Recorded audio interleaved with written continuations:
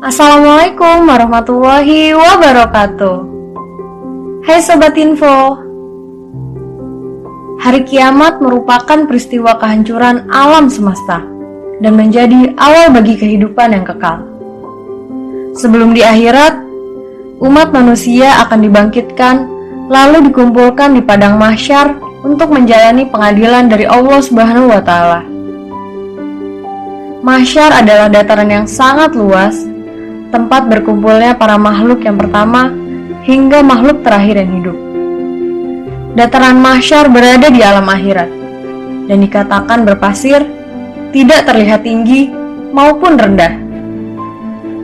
Di padang mahsyar, semua makhluk Allah yang berada di 7 lapis langit dan bumi, termasuk malaikat, jin, manusia, binatang berkumpul dan berdesak-desakan.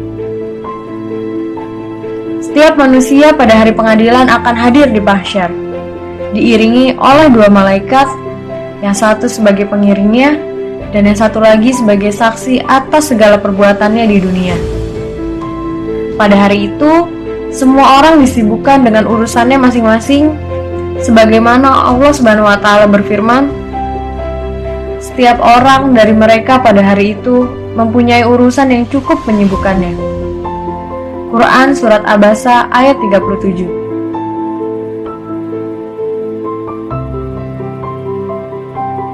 Dari ayat ini, maka jelaslah bahwa pada hari itu semua orang akan sibuk dengan urusannya masing-masing. Mereka akan lupa terhadap saudara, keluarga, dan kerabat. Namun, Rasulullah SAW tidak henti-hentinya kesana kemari memohon kepada Allah untuk keselamatan umatnya. Sebelumnya, jangan lupa untuk klik tombol subscribe dan aktifkan lonceng notifikasi agar bersama kita berbagi info dan video terbaru dari kami. Sang Nabi terakhir ini menjadi satu-satunya manusia yang paling sibuk luar biasa pada saat itu. Disebutkan dalam sebuah hadis dari Abbas radhiyallahu anhu, Rasulullah SAW bersabda, orang yang pertama kali dibangkitkan dari kubur di hari kiamat nanti adalah Muhammad SAW.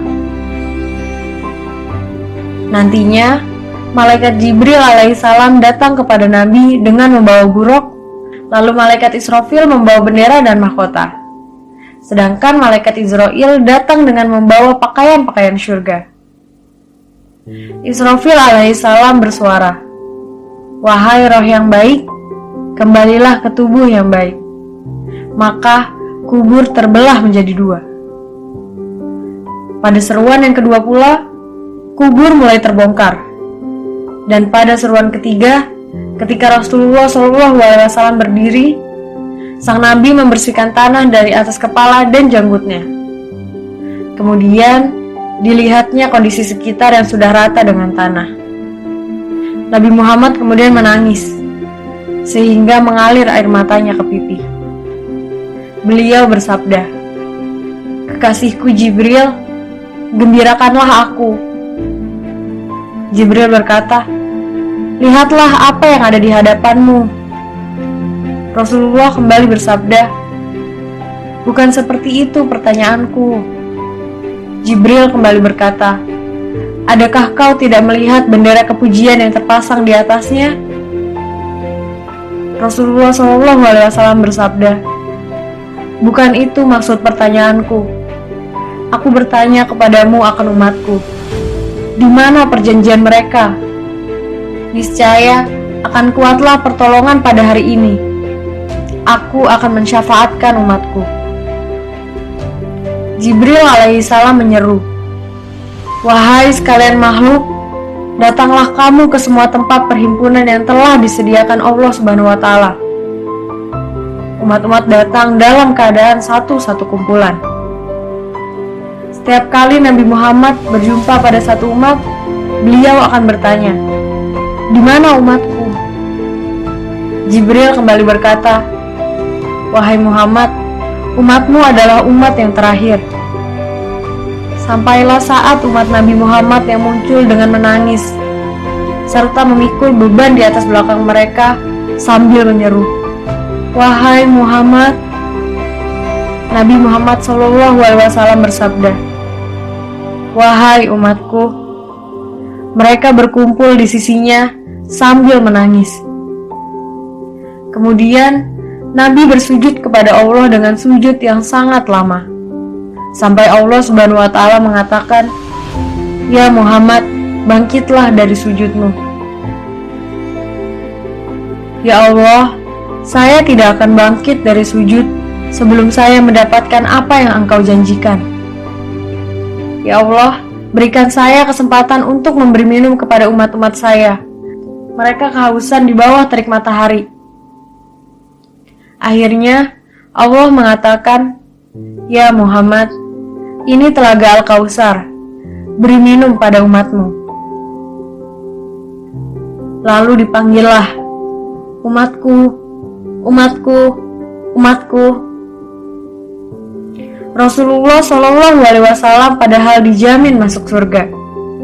Ditampakkan padanya surga Firdaus tempatnya akan tinggal. Namun ia tidak tersenyum sedikit pun dan hanya mengatakan, umatku, umatku, umatku. Nabi terus memberikan minum satu persatu. Bahagia sekali ketika bertemu umatnya, seperti bertemu kekasih lama dan memberikan minum. Setelah minum satu teguk, maka manusia tidak akan haus selama-lamanya.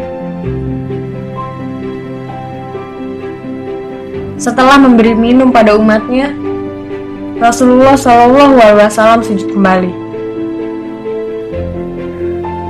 Ya Muhammad, mengapa engkau sujud kembali? Sujudnya lama sekali sambil menangis di hadapan Allah. Bangun ya Muhammad, aku akan berikan apapun yang engkau minta. Ya Allah, selamatkanlah umatku dari Sirat. Kata Allah, maka tunggulah mereka di ujung Sirat. Nabi kemudian menunggu umatnya di ujung Sirat sambil mengatakan, ya Allah, selamatkan, selamatkan.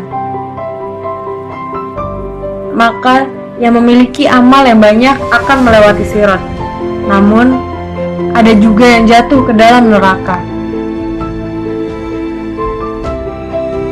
Ketika mengetahui umatnya yang masih banyak ada di dalam neraka, Nabi Muhammad SAW kembali bersujud.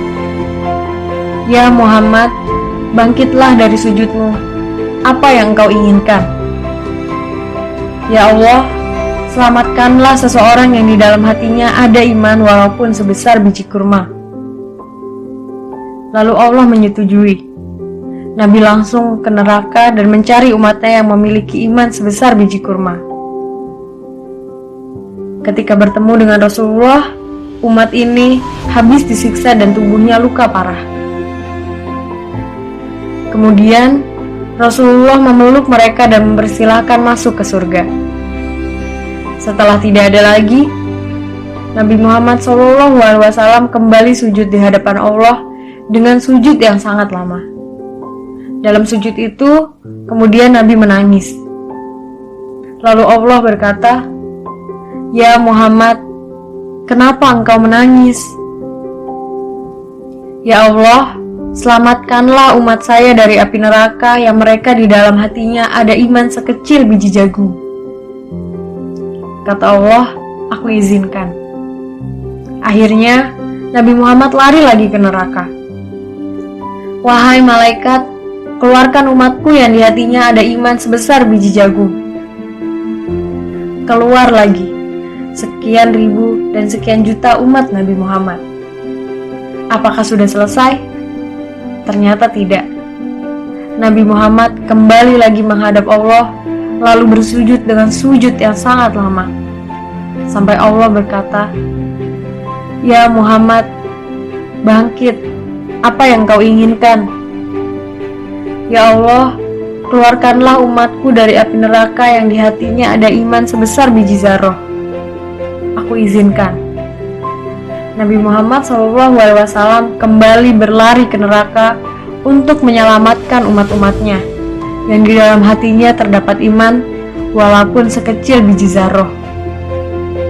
Setelah itu, Nabi Muhammad kembali lagi ke ars Allah dan kembali bersujud. Ya Allah, ya Muhammad, apalagi ya Muhammad, bukankah aku sudah menyelamatkan banyak dari umatmu? Ya Allah, demi kasih sayang yang Engkau miliki, selamatkanlah umatku yang mereka tidak punya amal, kecuali hanya mengatakan, La ilaha illallah.